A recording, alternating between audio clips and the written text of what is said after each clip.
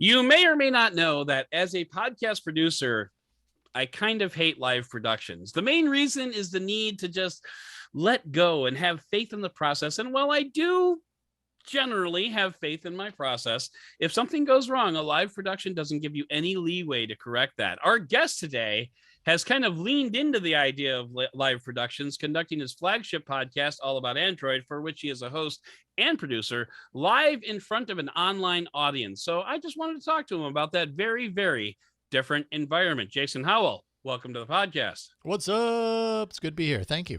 Yeah, it's fun. It's fun. And one of the things, you've had me on the All About Android show a couple of times. And the one thing that always kind of strikes me about it is that it's a completely live production. Like, when you go live at 8:00 on Tuesdays, it's at 8:00. Actually, is it 8:00? Is it 6:00 for you? I forget, because 5:00 Pacific. Yeah, 5:00 Pacific. Yeah. But time zones rarely do we ever start the show at 5:00. we're trying to open the live stream at 5 so that people can get there, and then we've got the whole pre-show lead up to the real show and stuff. And doing it over Skype, which is kind of old school. I appreciate that. Actually, we're now using Zoom. We switched over to Zoom a number of months ago. So yeah, we've finally moved on from that old Skype train. Well, I wouldn't know, because the last time I was on, you were on Skype. I'm just saying. Well, there we go. We gotta fix that. Yeah, we do. But anyway, so no, I just wanted to talk about one of the reasons that I am a major control freak, and so I like to make sure that I have all of my ducks in a row, all of my bases covered. And if something goes wrong, I like to know that I have a little bit of time to fix it, because believe it or not, sometimes on podcasts things go wrong. So it's been known to happen. I just wanted to kind of pick your brain a little bit and see how you felt about the whole live production thing, and what you prefer, what some of your challenges are, what some of your freedoms are from doing a live show. Well, I think for as long as I've done podcasting, which at this point dates back to about 2006, it's always been live. For me, doing podcasting at CNET. Well, okay, so I guess one question is, what do you define as live? If what you define as live is you hit record, you start your podcast, you end your podcast, you stop the recording, and then you put it out basically unedited, that's kind of what I'm talking about live. Okay. Early on at CNET, we weren't broadcasting live while we were recording, but we were still recording live to tape, and there was no real edit happening unless there was some major critical thing that needed to be edited out. Okay. We weren't going back and manicuring the podcast the way so many podcasters do. It's really always been live to tape. Yeah, and I'm not saying that that's a bad approach. That makes for a much cleaner product. But I think ultimately what I've learned over the years is when it's live to tape, it's just a lot less work.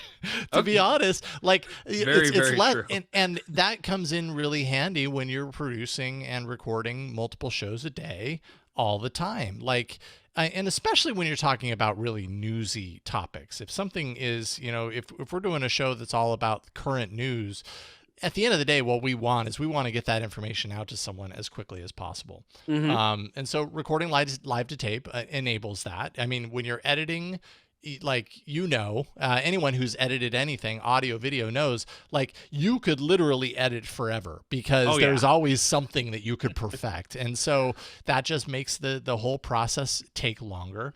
And the reality is, and this has been my experience, is that over time, whereas, early on recording live to tape had its challenges, and how do I stop saying and how do I make sure that when I'm coughing, it doesn't come through the microphone. I have a mute pedal down here. All these things that were difficult in the beginning, it turns out the more you do something, the better you get at it. So it's just over time, it's just gotten a lot easier to record live to tape. And if that's just the standard that we do, then hey, eventually we're gonna create a product that isn't difficult to listen to for a number of those things, because we figured that out, and that's kind of where I feel like, anyways, I've gotten to. I do, by the way, envy your incredible ability to not So I want to say mad respect, brother, because I'm 10 years into this and I still do it. Yeah, that's a really hard habit to break. And I am by no means a non-ummer. I don't know if it's that I say, but I definitely say so it's like and well, that comes in from time to time. But you're right. Any of those ticks, and it might not just be an or an it might be a word. I mean, like is the word that comes to mind. So many people, throw likes in every other word. We have these things that we speak with, and we've done it for so long that we don't realize that we do it until we listen back to it later. We're like, I just did it. And we realize it's a minefield. And, and that's where it goes back to this whole editing process. It's like you could spend so long cutting out every single like or every single or and it's not just as easy as cutting those out. It's cutting those out, and does it like is there extra space there that sounds unnatural, or does that then cut into the intake of breath that leads into the next word? And so everything becomes really complicated with crossfades and all this stuff.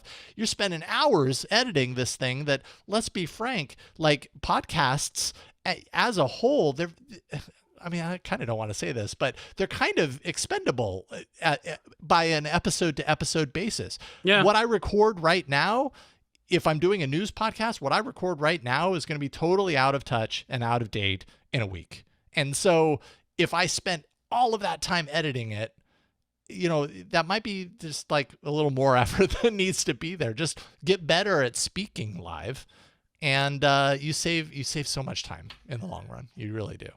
Well, maybe then as tribute to that, I should just put out this particular segment completely unedited, and all, likes and all, and let's just do it, man. Let's just let go and let God, right? So, I think I'm not saying everybody has to do it. I'm just saying it works for me.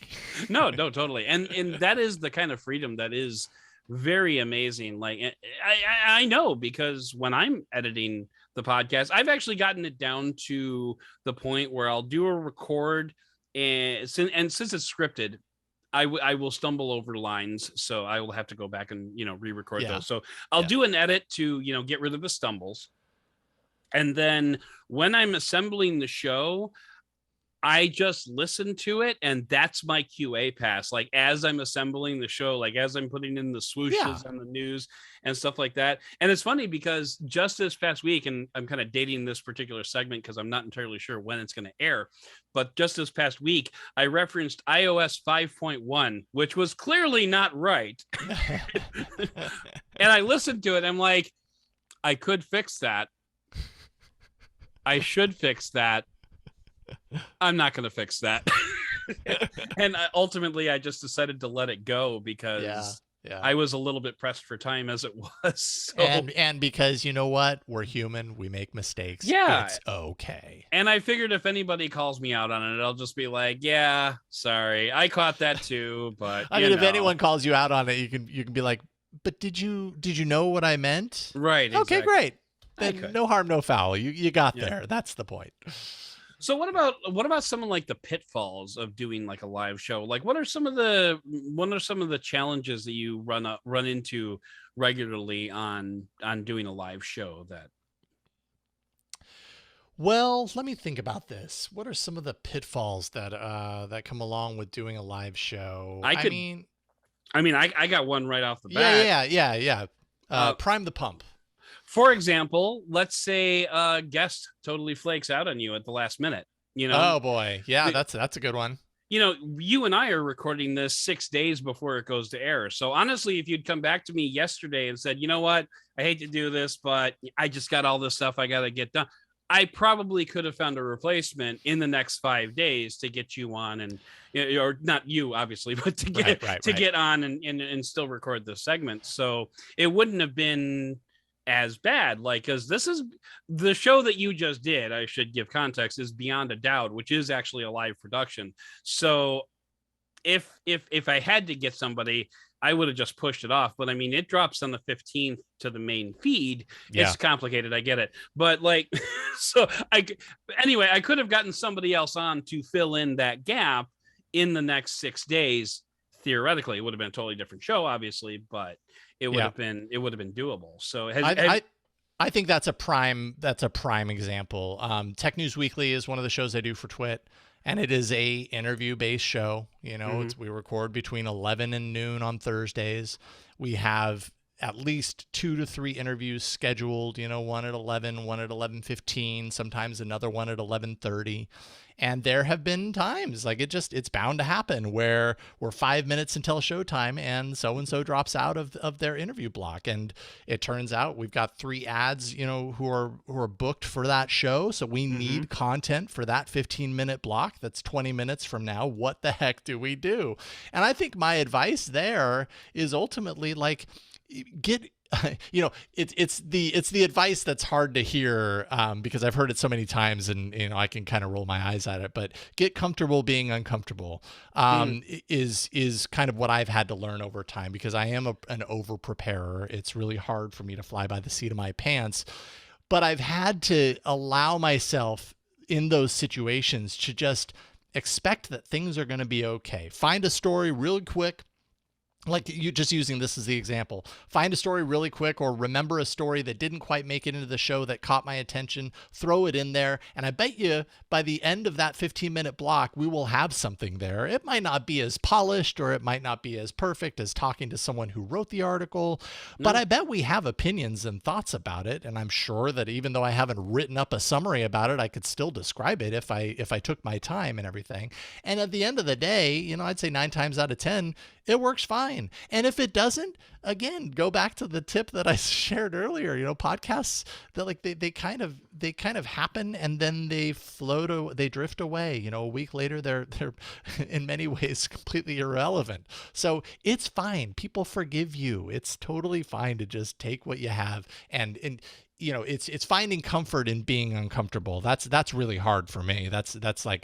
That's almost greater work for my life than just podcasting, is like finding comfort in discomfort. But the closer I can get to that, the easier, you know, situations like that are, because it can really shake the earth when something like that happens. And I've many times fallen into a panic mode of like, oh no, what the heck do I do now? And it's cool. It's just a podcast. You're going to be fine, and people are going to be fine with it too. Nice. Yeah. Very cool. Any other pitfalls that you can think of that maybe now that the pump is primed? Well, I would say, you know, one thing that I've had come up multiple times throughout my years is the recording that you thought recorded but didn't record, been there. Or the recording that did record, but then when you hit stop, it failed, or any number of reasons why the thing you thought you recorded didn't record. And all I can say there is, finding some way to have some sort of duplicate recording source is really essential. At TWiT, obviously, we have a lot of resources there. We've got a TriCaster that's recording. We've got another computer, a computer that's recording the stream. I think in essence, we've got 2 or 3, maybe even more than that, backup sources, so that if one recording fails, we've got another one. It's not fast to get to. It might be more challenging to pull that media off, but at least it exists, and at least that amazing interview that just happened isn't completely lost, because there's nothing worse than getting to the end and telling someone, and we're going to have to do that again. That's just, oh my goodness, that's like you can feel your heart beating in your toes. Just your heart fell to your feet. You know, it's the worst. By the way, Jason, I just looked over at my recorder, and no, I'm just kidding. I'm just messing with you. So, all right. Well, Jason, I want to thank you for coming on and chatting with me about the challenges of the live production. And I didn't realize until the end of our talk why you were staring off into nothingness, is because I'm not on your screen. So no, you want to know why I'm staring off into nothingness? Because I'm looking over on my windowsill right now, and I'm seeing ants.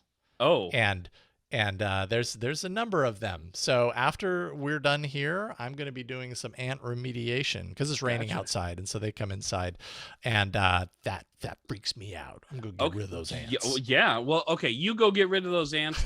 And Jason Howell, once again, thank you for coming on and talking about the challenges of live production. And I hope I can have you on again sometime soon. Thank you. This was a lot of fun, Adam.